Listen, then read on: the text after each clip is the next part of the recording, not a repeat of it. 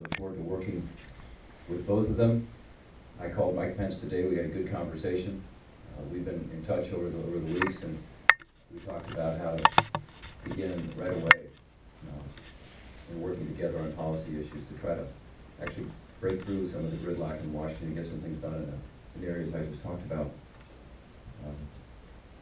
We need to come together and rise above the dysfunction in Washington, and I believe we have an opportunity to do that now.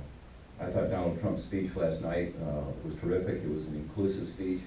He talked about the fact that he intends to be a president for all of America, and he wants to figure out how to actually solve problems, bring people together.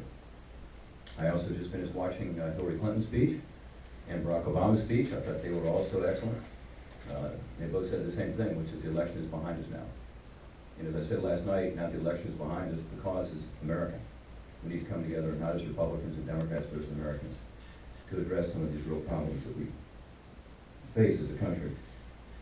I talked some about the economic challenges, but obviously people are also falling between the cracks, and that's why I think we can do much more on giving people who come out of our prison system the ability to achieve their God-given potential through the Second Chance Act that I authored years ago. It used to be reauthorized. I've got legislation to do that. Let's get that done. I think we can do much more for victims of human trafficking. You'll hear, even in the next week or so, from our office about some new progress we're making in combating human trafficking.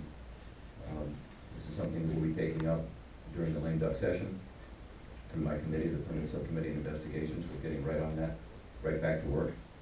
And then finally, of course, we've got to figure out how to turn the tide of this heroin epidemic. And it's a scourge that has now spread to every community in Ohio, every community. As I said last night, so many families as well. And it's our responsibility to do a better job of getting the federal government to be a better partner with state and local government. That's what CARE, the Comprehensive Addiction Recovery Act, is about, but it needs to be implemented now. We need to get the funding in place, and we need to even go further. My legislation called STOP, which is to keep the poisonous synthetic heroin, fentanyl, carfentanil, U4, other synthetics out of our communities is necessary as well.